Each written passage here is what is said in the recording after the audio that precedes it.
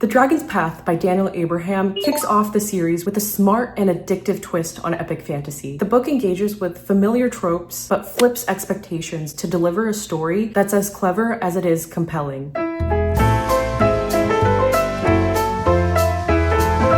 The action launches on the eve of an invasion. The free city of Vinai is facing down hostile takeover by the Antian kingdom. In response, the city's bankers hatch an insane and desperate plot to smuggle out the vast majority of wealth in the city before the attack occurs. The task falls to Cithrin, a young ward and student of the bank. I have to say here that this is one of the most deliciously structured novels I've read in quite a while. Each of the point of view characters feels strategically placed to uphold the book's central thesis, the tension between trade and war, two equal and opposing forces throughout the book. The opening actually captures this perfectly. The Antians might be invading Vinai with their superior military might, but this action has already been undercut by the bankers' actions. The domino effect from this event is so thrilling to follow. The story unfolds through 4 point of view characters, and each of them represent different sides of the conflict between Antia and Vinai, but also they each represent either the dagger or the coin. Cithrin, aligned with Vinai, and the bank is obviously the coin. Her dagger is Marcus Webster, a war hero captain who's haunted by this betrayal that cost him his wife and child. He's hired to guard the van that Cithrin is smuggling out of the city. On the Antian side, Getter Paliaiko is the dagger. He's a bookish and somewhat naive noble who's thrust into the middle of this war, while Dawson Callium, a haughty and old-school aristocrat, embodies the coin on the Antian side. Interestingly, while the narrative is split into 4, I would say that Cithrin and Getter are really the 2 main characters, while Marcus and Dawson serve as their subordinate foils, which adds yet another layer of symmetry to the cast. All of these characters surprised me. Some seemed instantly likable until you realized that there's something unsettling beneath the surface. Others seemed unimpressive at first, only to reveal a competence that was surprising but well-earned. Each one felt like a chess piece on a carefully arranged board, charging their narratives with tension and contrast. This was a highly cerebral book. I wasn't really attached to these characters, but I loved the roles they played within the broader narrative machine. Despite the title,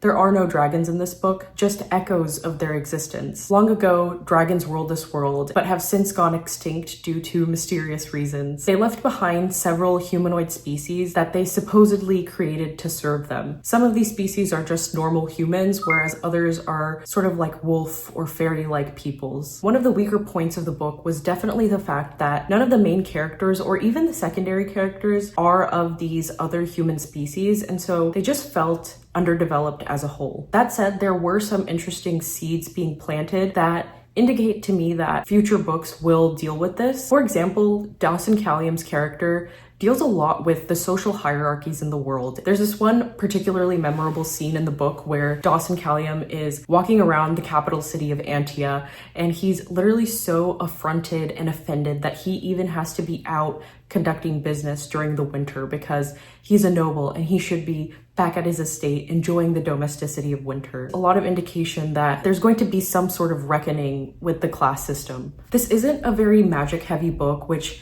usually isn't my cup of tea when it comes to fantasy.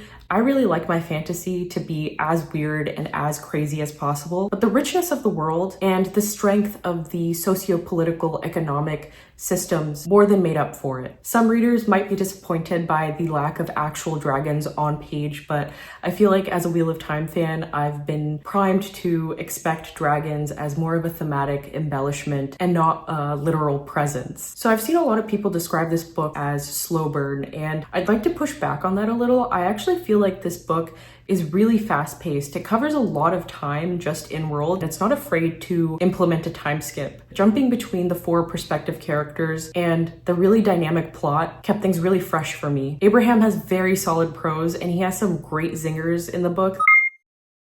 I'm kind of in the minority when it comes to Daniel Abraham because I don't have a lot of baggage associated with him. I haven't read The Expanse or A Song of Ice and Fire, so I didn't have any expectations coming into this book. The main reason I picked it up was because of the Fantasy Nuttwork, and I knew I was in the mood for something more left-brainy than emotionally driven. Having the right expectations really set me up for a good time, and I hope that this review has clarified whether or not this book would be for you. I included this book in my 5-star TBR predictions. I didn't end up giving it 5 stars. It was really more of a 4-star. The 5-star book has to just wow me and become an all-time favorite. While I enjoyed this book a lot, I don't know if it quite had that je ne sais quoi. Maybe the rest of the series will convince me that it is a 5-star read. Either way, 4 stars is still very solid, and I'm very excited to continue on with the series. Thank you so much for watching this review, and I will catch you in the next video.